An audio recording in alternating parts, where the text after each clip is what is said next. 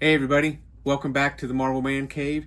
Today I want to showcase one of the more unique items that I have in the cave here, and that's these, which are holding up my desk. So let me show you how I did it. So I wanted to show off one of the more, what I think, unique portions of the cave, and you may have seen it in previous videos, but I haven't really highlighted it, and I wasn't thinking about it till the other day. But I have these. Let me see if it'll focus in. I don't know what you'd actually call them. I just use them as basically standoffs for my desk. So I have the somewhat typical IKEA Alex drawers set up, which I love, but the desktop sitting right on the top of the drawers wasn't big enough for me. Like wanted to get my knees underneath of it. So what I wanted to do was stand it off just a couple inches, just so it'd be a little bit more comfortable to sit at on a daily basis. What I initially did was take these little stands, which, give me a minute, let me see if I can find them. This is what I initially had. You can see, I think they're a 2-inch riser. They're made of metal. They were not blue. I spray painted them this metallic blue before I put them down. The top, you can kind of screw to get a little bit higher, a little bit lower, so you can somewhat adjust the size of it and everything. But I initially had these, and I screwed them into the top of the Alex drawers whenever I first did this setup, which probably is over 3 years ago now. But it was one of those things, I was never truly that happy with it. Not for any real reason. I thought they were fine. I just wanted something a little unique.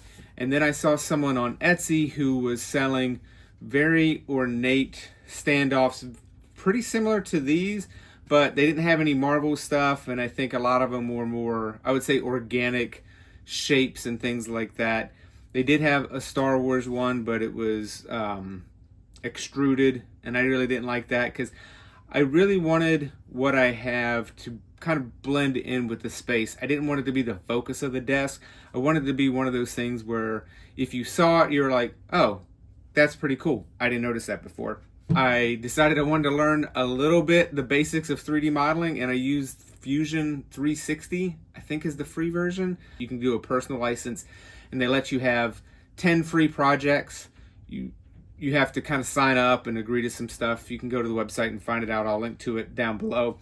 But I really just made the cube. Making a square, it was pretty basic.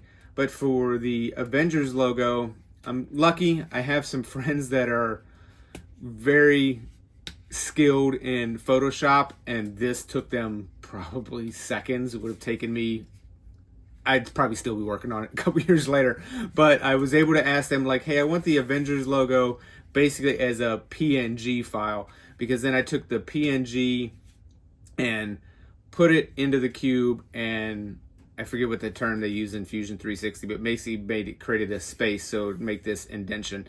And this was my test piece. I wanted to make sure it just worked size-wise. If I'm being honest, it's a little bit chunkier than I think I initially intended, but when I got it on, I really liked it. I wanted to make sure the logo didn't feel squeezed. I wanted it about that size. I wanted to see it. Future mic here. As I was editing the video, I realized I wanted to explain one thing about the desk and how these standoffs kind of work. I thought it was important to highlight that here's the actual standoff, I would say, in action. But I don't have a lot of weight on my desk. This is more or less how my desk generally looks. I don't have a lot of stuff on it as far as big stuff.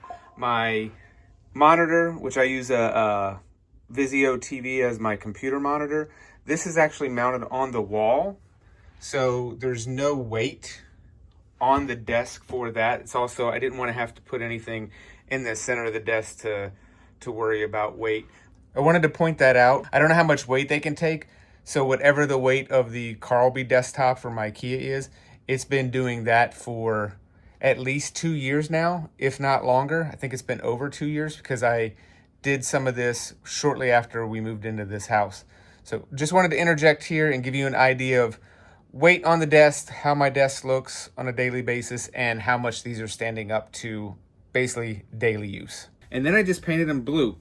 The same metallic blue that I painted this. Obviously you can see the theme of my room is kind of blue and gray with red sprinkled in, kind of like Spider-Man, Captain America kind of thing. So that's what I ended up going with, but it was one of those things that I really enjoy, and one of those moments where anytime I'm looking at my desk or I kind of notice it, it just puts a smile on my face.